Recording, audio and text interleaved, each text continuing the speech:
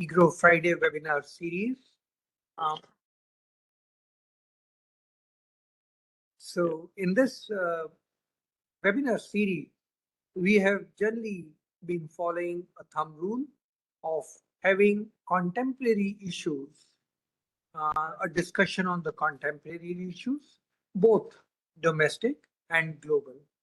To a very great extent, we have been very successful in doing this. We have been also very fortunate that we have had participation from across the world on various issues, and fortunate in the sense that the best minds have come and spoken to us on different aspects of the global economy. The Trump tariffs, which was a very major issue in the last few months, we have been very lucky. We have had professors from across the world come and speak to us about the Trump tariffs. So, in that context, in our own country, we are now working on certain very specific issues. As you know, we have already signed the Indo-EU foreign trade agreement. The understanding is a similar agreement Indo-US is on the way. It has been signed. The country is poised for growth. Actually, just about 6 months back, our Prime Minister made a clarion call that India should now target to be a developed economy by 2047, 100 years of our own independence. Now, it's very interesting to note that EGROW Foundation in 2021 was given this task of attempting a plan for India at 100 years. That means India 2047. While EGROW was working on that plan and different departments of the government also worked on that plan, after 4 years, in an official statement, it was declared that we are chasing that dream. We were aware that Indonesia has had a similar plan launched in 2019. Very, very interesting that India and Indonesia both are chasing that dream of how to become developed in while celebrating their 100th year of independence. To do this discussion, we have specially invited our friend from Indonesia, Professor Chungki Kusdarjito. He is from the Department of Agriculture, Janabadra University, Indonesia. His research interests focus on the application of soft computing in economic and social sciences, particularly in economic geography and regional development. Professor Kusdarjito also holds professional certifications in marketing and agribusiness. In addition, he has authored book chapters published by Budapest Business School in Hungary in 2016 and 2017, served as a guest speaker in different universities, and was a visiting lecturer at Warren Wilson College in Asheville, North Carolina in 2016. In 2015, he developed the Sidika Village and Regional Information System guidelines for the Ministry of Communication and Information for Indonesia. He has held various leadership positions, including serving on various boards, and he has also served as Vice Chair of the Regional Education Council of the Special Region of Yogyakarta from 2018 to 2022, and founding and serving as Vice Chairman of Lingkar Akademisi Reformis Indonesia in 2019. He has also Janabadra University from 2018. He earned his PhD in Geography and Planning from the University of Queensland, Brisbane, Australia. To chair this session, we have Professor Ashima Goel. Professor Ashima Goel is advisor at IGRO Foundation. She is the former member of the Monetary Policy Committee of the Reserve Bank of India. She is also the former member of the Prime Minister's Economic Advisory Council. She has worked, and I think she is still the Professor Emeritus at IGIDR, Bombay. With this brief introduction of the main speaker and the chair, I will now hand over the proceedings to Professor Goel to take them further.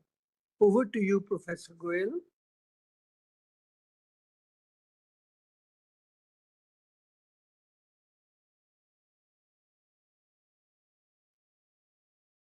Professor, you have to unmute.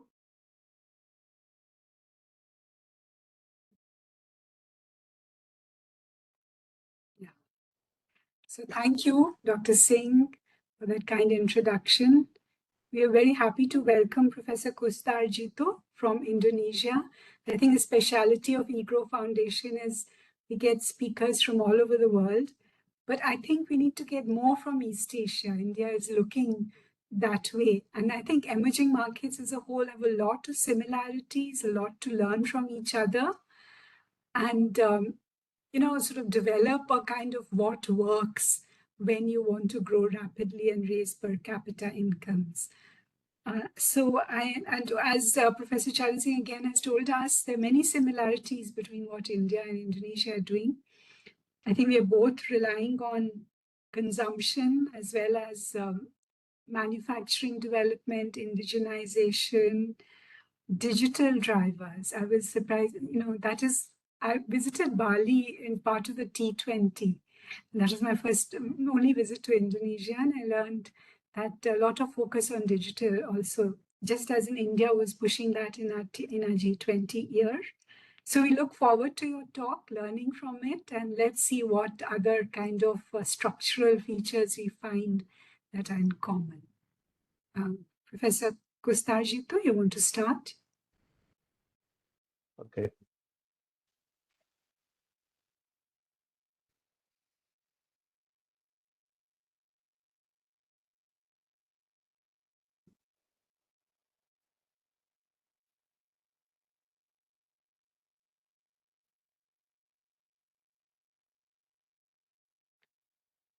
Okay, thank you for the time. I am from Indonesia, as already introduced by Professor Charan Singh and Dr. Professor Asima. Nice to meet you all. Okay, I will start my presentation. I think it's a good opportunity for us from Indonesia and India because we have some goals, similarity. Okay.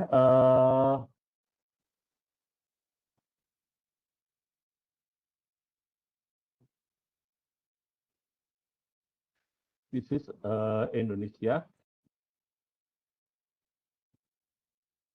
And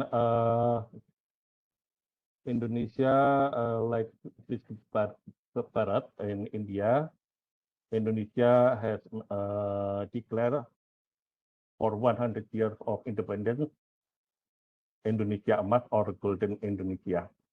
So it's only 20 years left. I think it's very short time. And Indonesia actually have 17,000 islands. The land area is around 2 million square kilometers, and the area is around 3 million square kilometers. So in total, it's around 5 million square kilometers. There are 5 big islands. The first is Sumatra. Sumatra is the 6th largest island in the world. Borneo or Kalimantan, we call it Kalimantan, Java, Sulawesi, and part of Papua, part of New Guinea, Papua New Guinea, the west part of Papua. Bali is around here, a small island in Indonesia. Okay, Indonesia is the largest economy in Southeast Asia, similar to India, the largest economy in South Asia.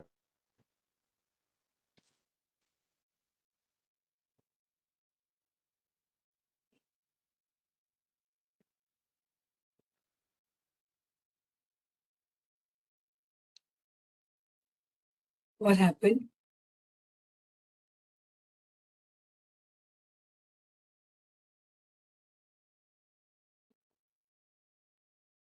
Hello, Professor, are you there? Yeah. Sorry, because it's Your slides have gone. heavy rain here. Maybe because of the weather. And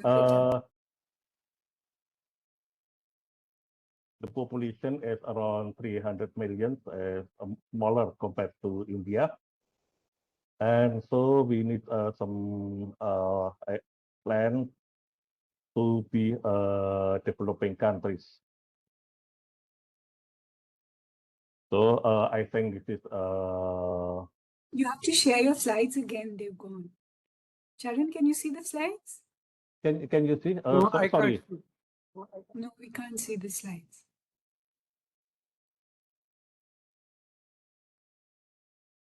It's okay. Yeah, No? we can see Yeah. now. Okay. So we have also constraint, especially for structural and institutional limits.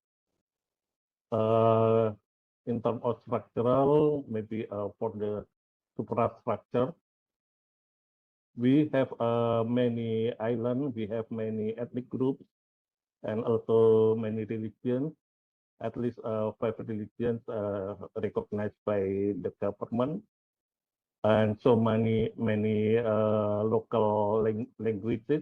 For instance, I speak in Japanese and Bahasa Indonesia or Indonesian language, and also English. And also institutional limits because, for example, in Java or Bali, maybe it's quite easy to be or it's accessible. It's quite easy. But for the remote area, sometimes it's not easy to be reached of. And the historical path dependence, we are lucky because we have one language, national language, declared in 1928, and also we have the same historical background similarity. All is under the Dutch colonialism, and this is maybe we said sometimes we can say this is a drawback, but also this is the positive point of our nationalism. Okay, Golden Indonesia 2045 is characterized by sinusoidal, the model or the cyclus is sinusoidal, and also relatively stable over time. Is around usually is around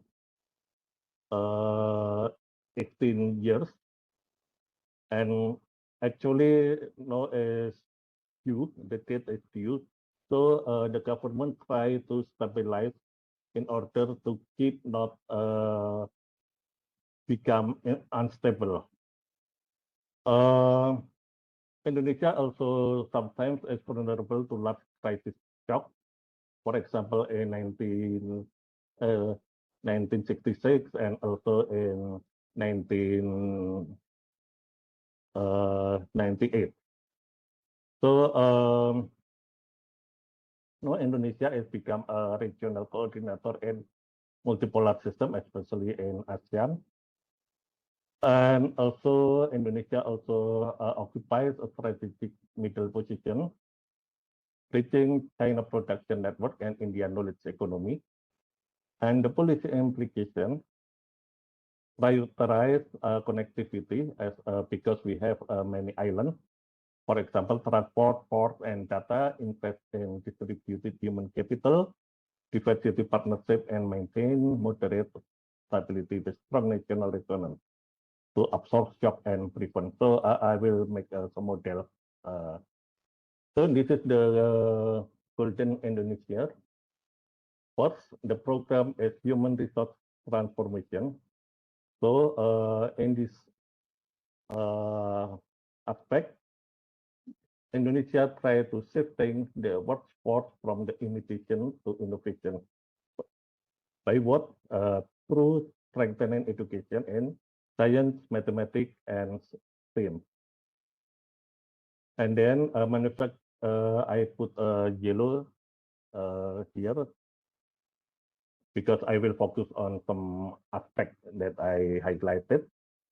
Manufacturing and technology enhancement from low-tech manufacturing to advanced high productivity.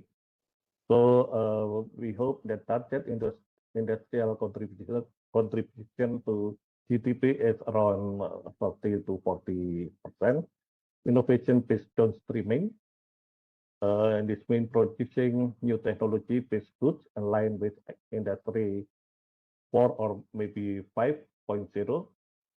Research and development and infrastructure investment. Training design workforce, building advanced infrastructure to enhance knowledge network and research and development. Legal uncertainty and governance. This is many homework here because corruption is still high in Indonesia until now. And energy security, Indonesia focus on green energy. For example, we use biofuel from palm oil. It's mixing with diesel and also for after and aeroplane. So I use data from Comtrade and FRED, and especially for Indonesia. This is the model for Indonesia, sinus, and also I use Kuramoto equation to simulate what Indonesia should do. So there are some parameters here. R. This is a mixture who synchronize the entire system as a whole. For example, if R equal, close to 1, this is highly coordinated system. It's not good actually, because everything become uniform. But if R close to 0, maybe it will cause a chaotic or fragmented system. So Garuda Philharmonic emphasize layered harmony. Different sector and partner remain coordinated without losing autonomy. So the value we hope around 0.5 to 0.6. And also the coupling strength indicates how strongly one actor influence another. So positive, this is a synergy learning or upgrading. Negative pressure drain value are asymmetric, and we mostly use R and K here, and omega natural speed, where omega is the natural adaptation speed for each actor. This meaning that high omega developed usually happen in developed country, but for developing countries is lower. And negative coupling, fractal deficit. We hope that in here, PMI and MDI, PMI, this is a measure about the manager perception actually, but the maturity in the industry structure or MDI represent how deep the technology involved in the industry. So we hope that PMI and MDI is closely related. So asynchronous between these two values, this is a healthy growth. But if out of sync, it's become a Kuznets trap. High growth, but maybe cause some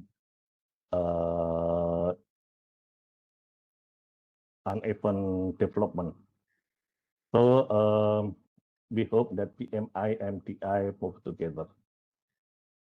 So Indonesia compared to India, we move more radically compared to India. For example, before 65, we are close to the Eastern Bloc, and then collapse in 66, and New Order is very close to West, and this is following development state, and Kuznets fix and then broken in 98, actually 97, but the government only able to stay in the power until 98. And then no reformation, we are not economically, we are close to China. But we have some problem if we too close to China. So I make some illustration here. So this is a cyclical of the situation in Indonesia is sinusoidal, but I put some adding some rules. For example, this is 66, this is 98. And this is during COVID. Why positive? Because government gave some incentive to the people. And Indonesia at that time did not implement for lockdown at that time. So basically, Indonesia experienced relative stable growth. Even though it's not very high, but it's around 5 to 7% usually. But sometimes we have some shock there. So we must, Indonesia must be more careful in terms of this shock. Okay, what happened now? Indonesia PMI increases. But for example, in December last year, rose to the point rose to 52.6, and this is a 6-month consecutive 6 months always in positive and increase. So supply delivery time extended to their highest level in more than 4 years, pressured by stronger input demand and adverse weather conditions. Capacity pressure increase as backlog increase for the third month, but employee decline. This is the irony of the development in Indonesia, because employment decline after 6 months of increase, especially for the undergraduate. It's quite difficult to have a job now. And if compared with the other country in ASEAN, Indonesia is not the highest. The highest is Thailand, Singapore, and Vietnam, but greater than Malaysia or larger than Malaysia and Philippines. So most promising industrial sector for investment in Indonesia: manufacturing, automotive, electric vehicles.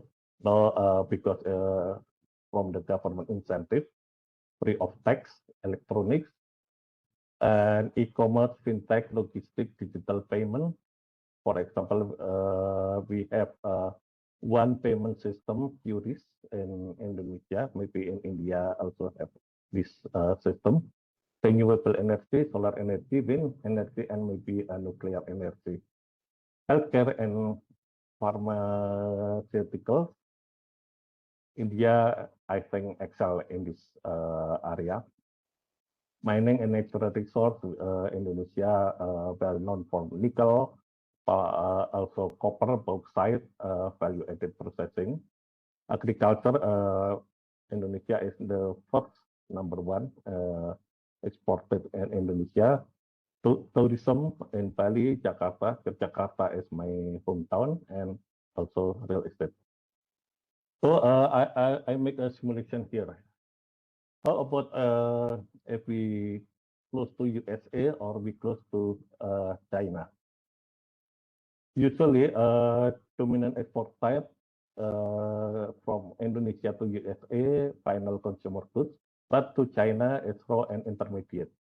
Manufacturing states assembly to final goods, but to China extraction, basic processing. Maybe we also make a downstreaming, but it's still not a final goods.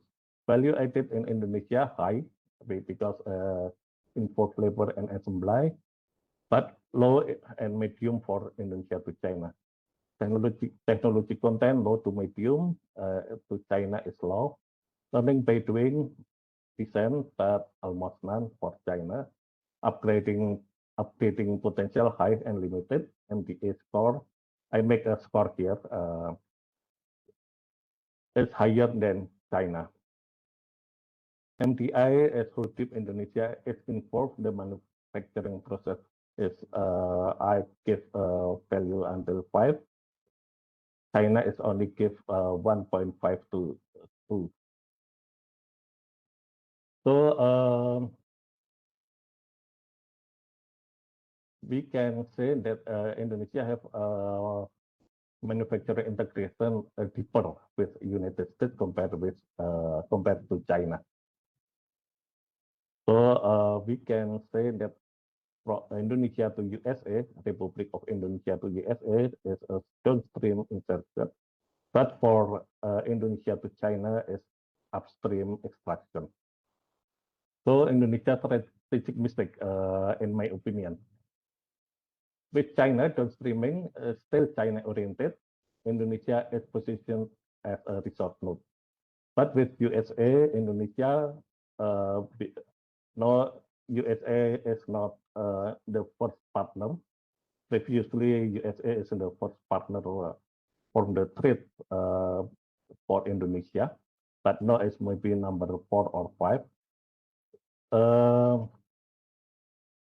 Our mistake is we neglect or we not keep or not protected labor intensive industries, and trade diplomacy tend to be reactive, not strategic. Okay, I think I can. This is the simulation. I use Kuramoto simulation. We have two here. If this is happen if everything is normal. This is a scenario if USA make some embargo or maybe some harsh economic policy. Indonesia already experienced embargo from USA in the early of 2000. So for 5 years, we already at that time USA and British embargo Indonesia because of the case of problem in Aceh and in Papua. And here I put Turkey, Brazil, and India here. So we can keep the value around 0.6. As I mentioned before, if too high, it's not good because everything will be uniform. But too low or too low is not stable in the system. So here, this is a before shock. This is Indonesia. Look at the work actually. This is case for Indonesia. Here, ev- everything is close together. So everything is uniform. Even though USA maybe the influence is not as high as China here. But if, for example, we make a simulation, USA make some hard policy for then China is maybe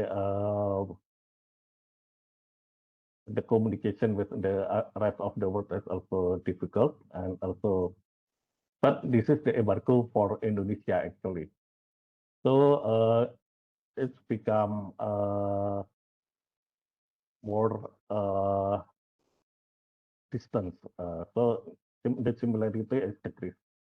So if we put other countries in our policy, for example, Turkey and India and Japan, the influence of China can be reduced. For this second picture, the anchor is Japan and AU actually for Indonesia. This is R, the value is around 0.6. It's quite stable and also they are not very uniform. So we need prepare for the multipolar world. So the value of R will be close to 0.63. Even though the synchronization is weakened but doesn't collapse, and MDI is still supported by Japan and EU here. And this is I already explained. PME and MDA not thrown out, loose multi-cluster forming system, no single central point. So Indonesia out of one master orbit. So we can positioning not to depend to China, not to depending to China. So this is the example in the from the July last year until January, the president of Indonesia make some visiting to other countries, for example, to Turkey, to Brazil, and also to India, and also to other countries, for example, to Korea and Australia. So simulation results indicate that while Japan and the European Union can sustain Indonesia manufacturing under a US embargo scenario, the inclusion of India, Turkey, Brazil significantly enhance systemic resilience by reducing synchronization collapse. So Indonesia post Jokowi, the previous president's strategic reorientation reflect a deliberate reduction of high veto asymmetric coupling, favoring diversified partnership with structurally compatible and politically autonomous states to enhance long-term phase stability in both industrial and defense systems. So synchronization is rule, but keep the R value moderate and also shock absorption and connectivity. This is a conclusion. Asia is become multipolar and nonlinear, and also in the international trade, different archetypes, different ways. Governance matters more than ideology. In the Garuda Philharmonic, the policy goal is not to unite all rhythms, but to keep the rhythm different in sync. Too chaotic, for example, too low R, close to 0 is dangerous, but also close to 1 is also dangerous. Actually, I not put here in my presentation. The Garuda Philharmonic also make the Indonesia quite stable. Why? Because as I mentioned in the early of my presentation, Indonesia share some common value. For example, we have one language have a historical similarity and experience, and also maybe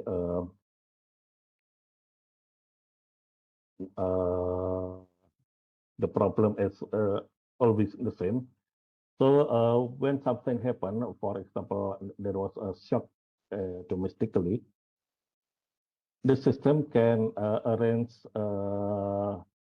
slowly into a new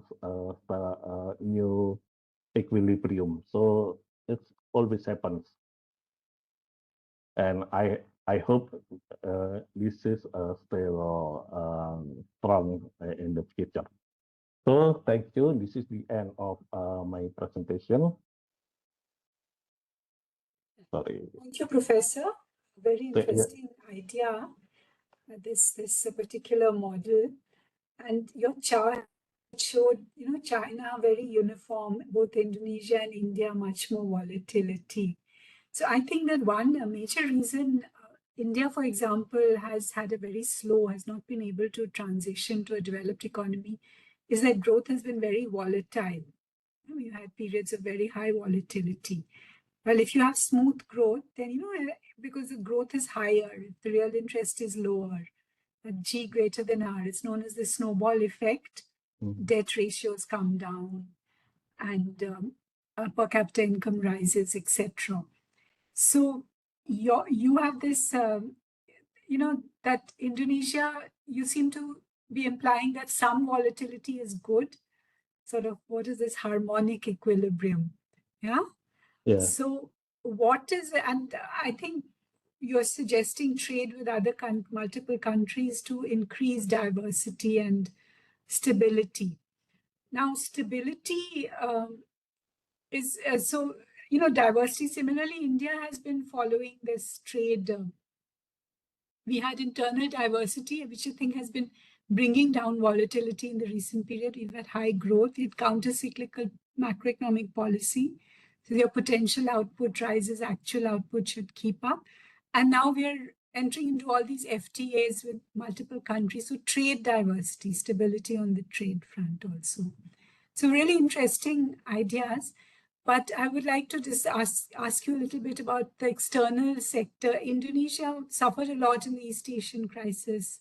Even the taper tantrum, a lot of outflows. You have very high, foreign currency denominated bonds, and so less monetary independence from the Fed. So how does that, anyway, we will come to that later. Just now we will ask Professor Jaina to make his comments, the discussant. Professor Jaina? Yeah, good afternoon. Am I audible? Yes. Yeah, thank you. Thank you for giving this opportunity. So I had the opportunity to work for the Indonesia with Professor Charan Singh in one of the international project. So when this talk he has initiated, so also I have been reading. Also I read like that time we have done project in the post-COVID area. As I know, this golden Indonesia, since the Indonesia has been independent, got independence 100 years back. So in 2045, they call it VC Indonesia IMAS in 2045, a long-term national development visions to become sovereign, advanced, fair, and prosperous country by 2045. And their key target is like to top to 4 to 5 largest economy. As you know that Indonesia population is fourth largest, India, China, USA, then Indonesia.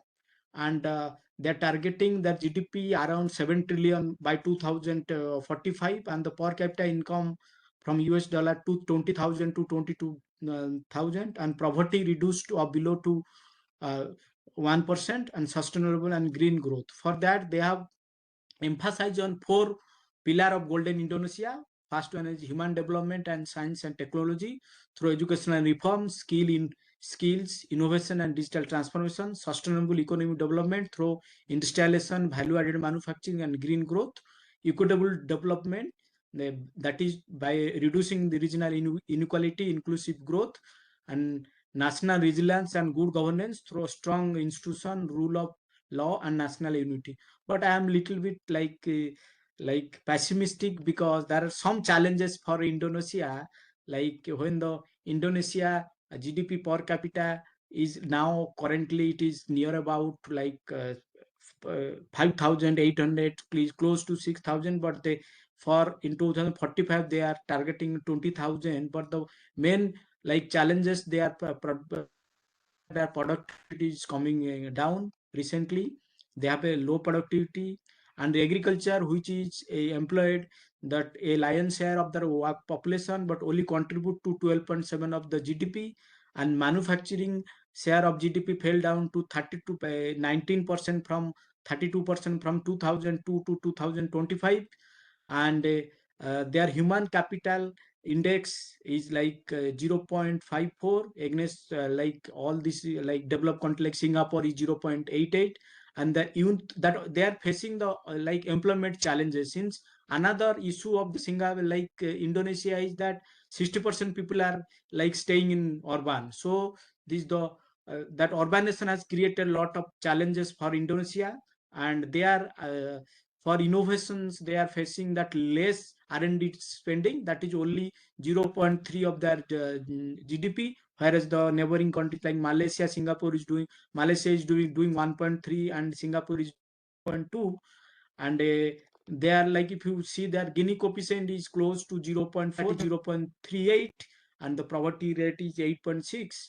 So, and that energy transaction, if you see green energy transaction cost is rising, and and there like inequalities between urban and poor is increasing. So the what the government is trying to do, that he's trying to build the gap in that. So like our that all the professor is there, these are the challenges, and he can like basically that urban challenges that Indonesia is facing, how the government is planning for like this golden Indonesia, he can put more like emphasis on that. This is my critical evaluation about Indonesia according to my study, according to my readings. Thank you madam for the opportunity. Thank you. I believe recently Modi also downgraded Indonesia to negative because of some concerns about government policy. So I'm just putting all the, as Professor Jaina has highlighted, the challenges in reaching golden Indonesia. By the way, Garud is Vishnu's Vahan. So in India, we Yeah. are very, very familiar with it. And yeah, so we look forward. Please, would you like to respond to the points made? Okay, thank you. Thank you, Prof. Pavitra Kumar, for your critical point of view.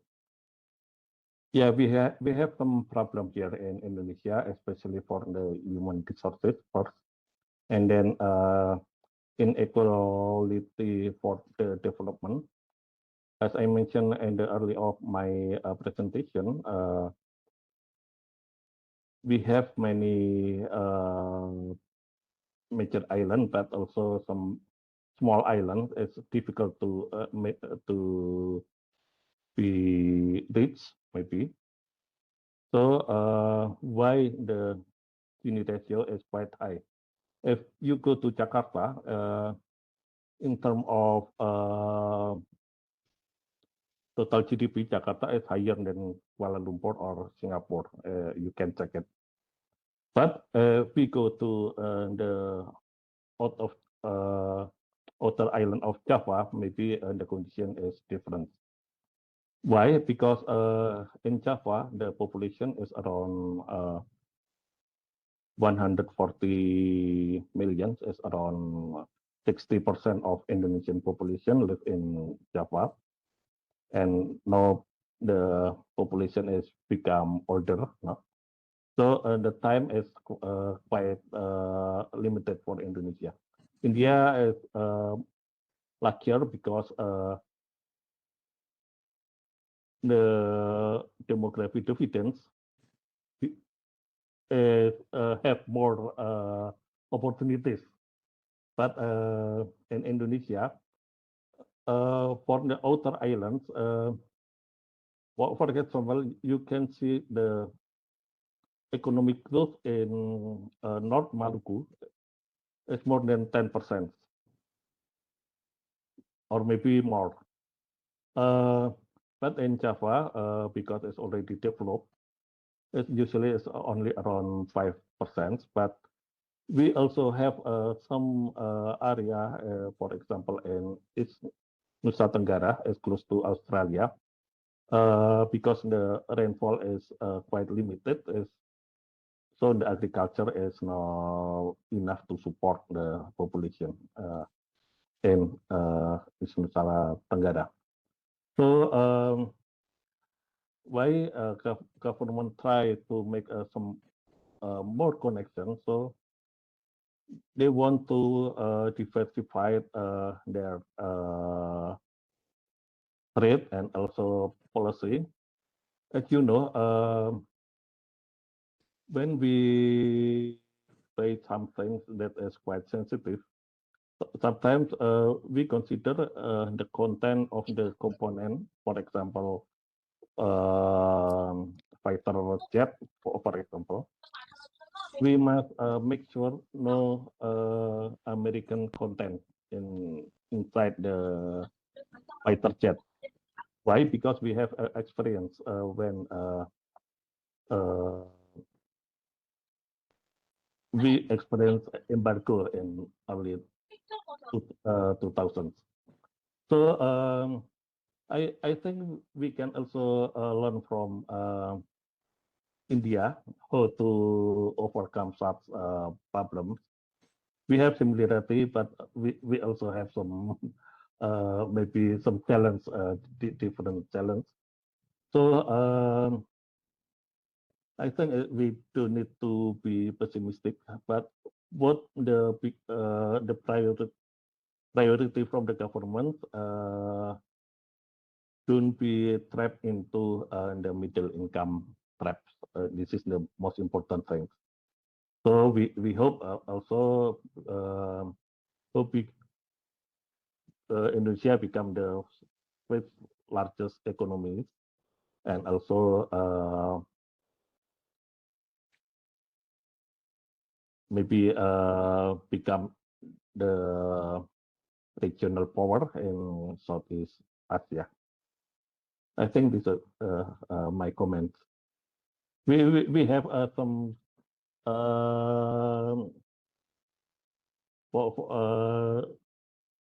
because the development is not even in Indonesia. Why? Because the sea maybe become obstacle, but also this is why government now build many port in some cities. Thank you. So Indonesia has the advantage being resource rich, right? Yes, that's right. And this using nickel for battery development. Yeah. Yeah. So that must be a source of potential of growth, and how its trade share is very large, right? Yeah. As I mentioned, North Sulawesi, not Sulawesi, not Maluku, and also in Sulawesi. As I mentioned, the growth is more than 10%. So can you interpret your model for us? That very interesting idea that Indonesia is stable. That was your research question, despite many shocks. So your model shows this mathematically harmonization or stabilization in the center. But in economic terms, what is it? Is it the diversity, the trade, and because you have consumption and investment, government investment? Does the government invest directly? Yep. So what is it in economic terms that is creating this diversity and keeping Indonesia stable despite shocks? Because you had a number being an open economy in the world, there have been so many global risk on, risk off shocks, right? The global financial crisis, the pandemic, the taper tantrum also, Indonesia saw a lot of outflows, right? Yeah. So So what is it that keeps Indonesia stable despite these shocks? Yeah, actually there are some research about that. For example, some sectors will influence of our economics. For example, for agriculture is not the main factor that keep the economic stable, but during the 98, this is the safe haven. Why? Because people in the urban return back to the rural, and then they work on in rural area, especially for the agriculture. But for example, the the global crisis in 2008, Indonesia is not impacted by the crisis. Why? Because the mining, the price of mineral Okay. is quite good at that time. We enjoy the maybe good economic condition at that time, 2000 until 2011. And also for the construction sector, and also this is not happen in the same time. So some can be So this maybe diversity, the different sectors that are yeah, affected that's in right. different Yeah. ways, So right? What is the role of the central bank? Your inflation used to be high, but it's very low these days. So why is inflation fallen so much? The central bank and the government is separated. So Cooperated. cooperated, but the maybe the authority, not authority, the responsibility is different. Central bank is only thinks about monetary case, but for fiscal is the government. So Okay. the government is not able to interfere central banks heavily. So it's only discussion and something like that. Of course, there are some coordination. Yes, I think that is a very important. As I was saying, we should flag issues that are different in emerging markets from advanced economies, because we all read textbooks written in the US and the UK and so on. Yeah. So this idea of an independent central bank is really dominant. But in India also we find that when they are at loggerheads, things really deteriorate, because fiscal action is really very important for reducing inflation. You know, when you have bottlenecks or food volatility. So Yeah. if they coordinate, if the government is taking action to reduce inflation, the central bank can keep interest rates lower and so on. But in India, we also have the advantage that we don't have full capital account convertibility. We have caps on debt flows that are slowly being raised as domestic markets deepen. So there's less volatility, you know, and because domestic equity markets have also deepened, there's less volatility in equity markets also. You know, so these are ways in which the volatility coming from abroad is reduced and gives us some monetary independence. Indonesia is much more open to foreign capital, isn't it? That's So right. that must Yeah. be creating more volatility. So how is that absorbed or reduced? We have some rule.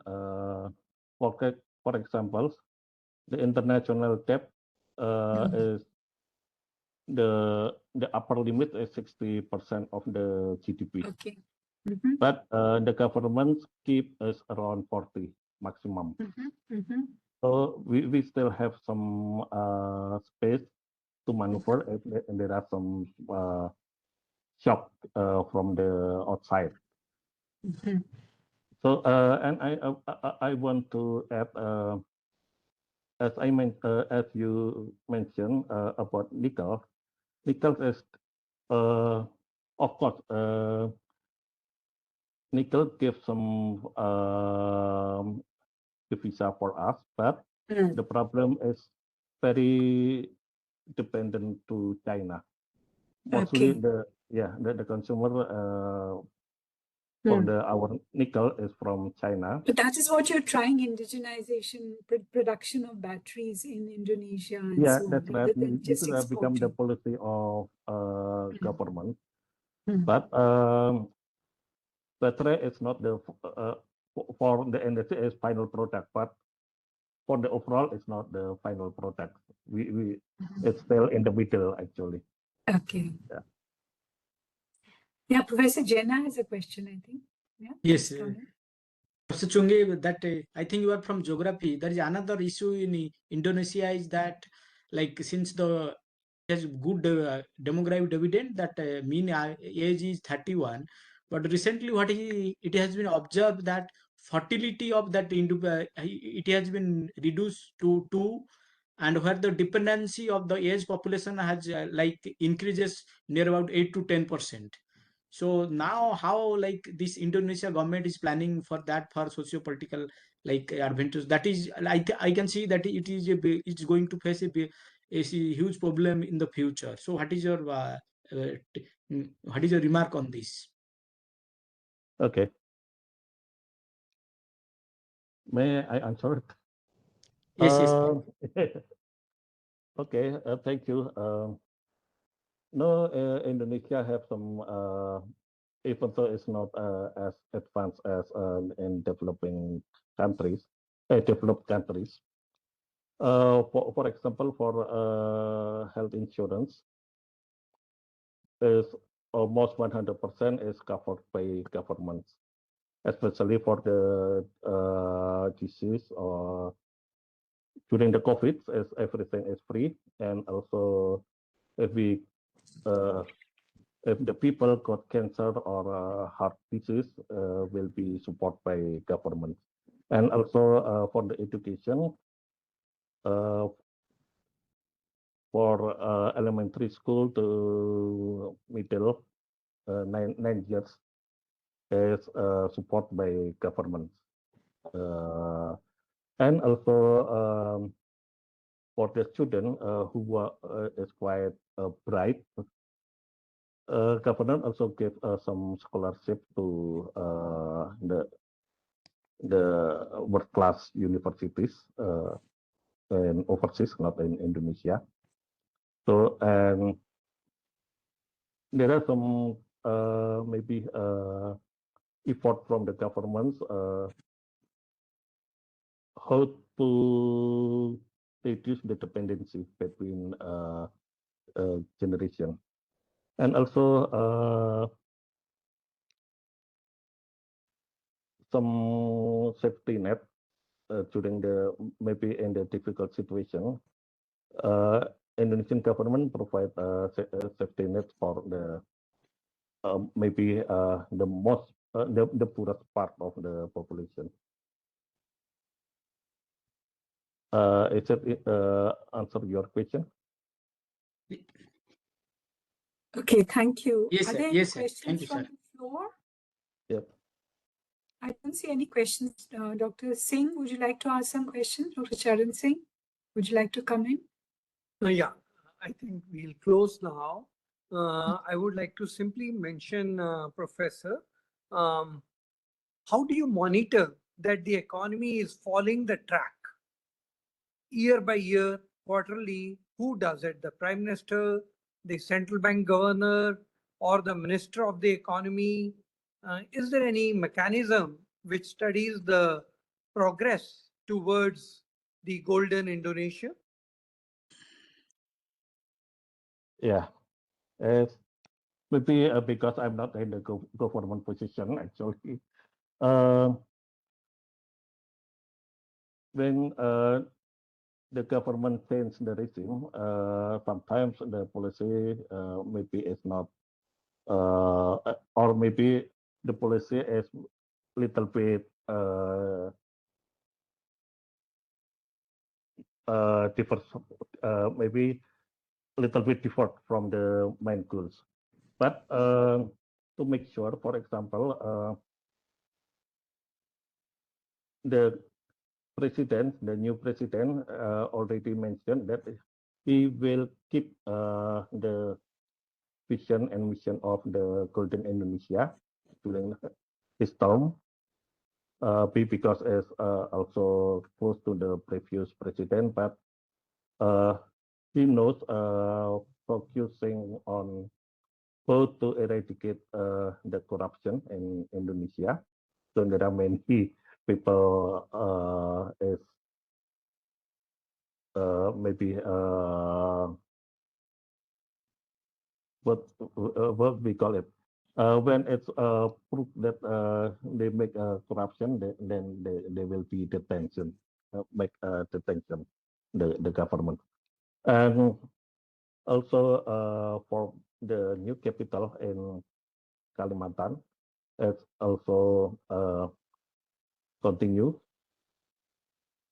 Why we move our capital to outside Jakarta? Because it's part of the, in my opinion, part of the Garuda Philharmony. Because we need the development can be distributed more evenly, not only in Java. So it's located in Kalimantan.